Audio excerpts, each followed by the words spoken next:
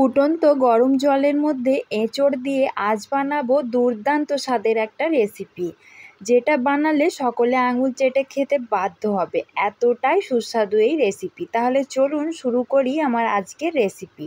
সবার প্রথমে একটা কড়াইতে দিয়ে দিচ্ছি 2 গ্লাস মতো জল।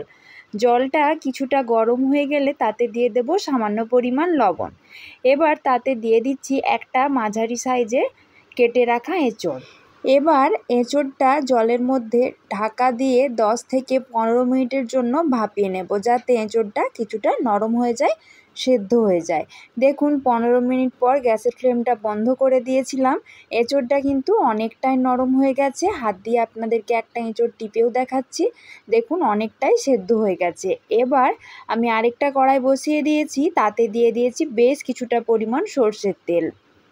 রান্নাটা কিন্তু সরষের তেলেই বানাতে হবে। এবার ওই সেদ্ধ করা এঁচোড়গুলো জল থেকে ঝরিয়ে নিয়েছি, এখন ওই তেলের ওপর দিয়ে দিচ্ছি। এঁচোড়গুলো একটু ভালো করে ভেজে নেব, যাতে সহজেই এঁচোড়গুলো ভালো করে ভাজা হয়ে যায়। তার জন্য অল্প পরিমাণ হলুদের গুঁড়ো এঁচোড়ের সাথে দিয়ে দিচ্ছি।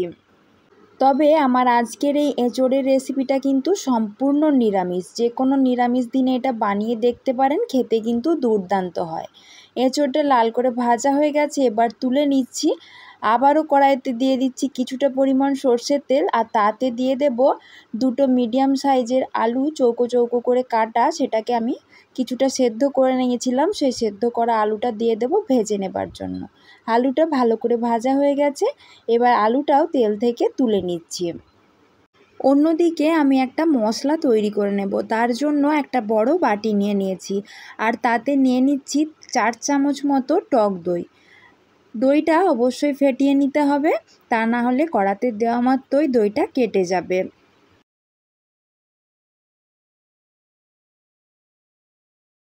দইটা ভালো করে ফেটিয়ে নেওয়া হয়ে গেলে তাতে দিয়ে দিচ্ছি 1 চামচ মতো হলুদের গুঁড়ো, দিচ্ছি 1/2 চামচ মতো লঙ্কার গুঁড়ো, তার সাথে দিচ্ছি 1/2 চামচ মতো জিরের গুঁড়ো, আর দিয়ে দেব 1/2 চামচ মতো ধনের গুঁড়ো, তার সাথে দিচ্ছি 1/2 চামচ মতো কাশ্মীরি লঙ্কার গুঁড়ো, যাতে কালারটা ভালো হয়, আর দিয়ে দেব খুব সামান্য পরিমাণ কসুরি মেথি, তার সাথে দিয়ে দিচ্ছি 1/2 চামচ মতো গরম মশলার গুঁড়ো, আর দিয়ে দিতে হবে 1/2 চামচ মতো আমচুর পাউডার।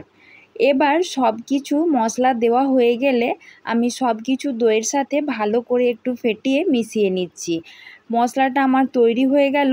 অন্যদিকে কিন্তু আমার এঁচোড়টাও লাল লাল করে ভাজা হয়ে গেছে।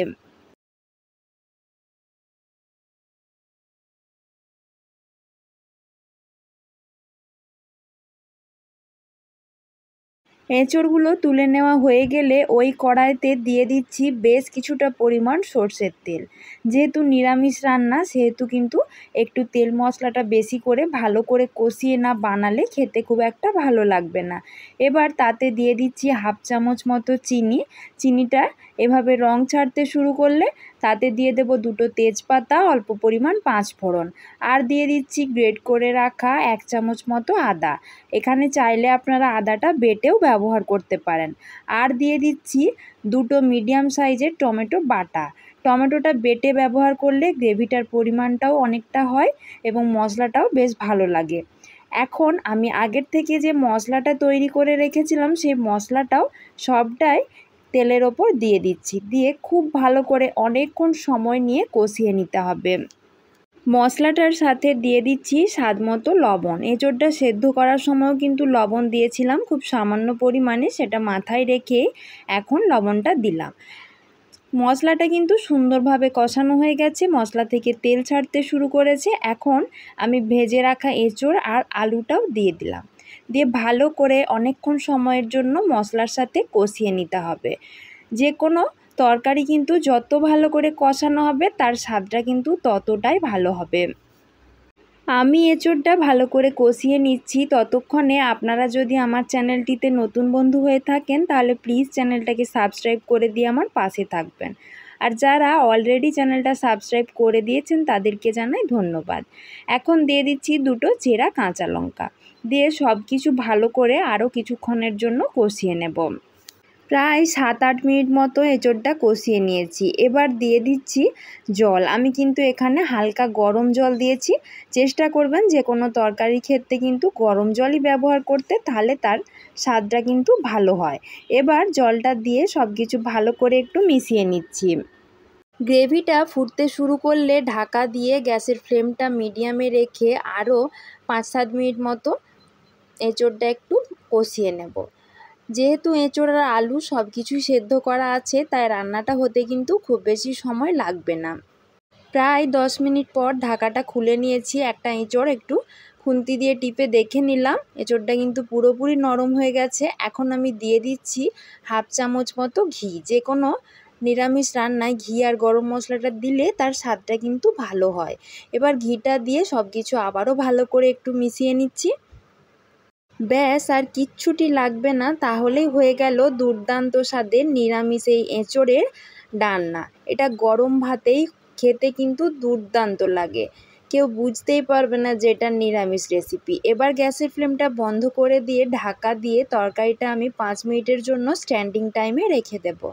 ফিরে আসছি 5 মিনিট পর। দেখুন তরকারিটার কালারটা কতটা সুন্দর হয়েছে, খেতেও কিন্তু দুর্দান্ত হয়েছিল। তাহলে বন্ধুরা যে কোনো নিরামিষ দিনে আপনারা এভাবে বাড়িতে একবার এঁচোড়টা বানিয়ে দেখবেন, তারপর আমাকে জানাবেন খেতে কেমন হয়েছিল। আর আমার আজকের রেসিপিটা যদি আপনাদের ভালো লাগে তাহলে অবশ্যই একটা লাইক করে দিয়ে সবার মাঝে বেশি বেশি করে শেয়ার করে দেবেন, যাতে সবাই দেখতে পায়। আজকের মতো এই পর্যন্তই। খুব তাড়াতাড়ি আবারও দেখা হচ্ছে নতুন কোনো রেসিপি নিয়ে। সবাই ভালো থাকবেন, সুস্থ থাকবেন। ধন্যবাদ।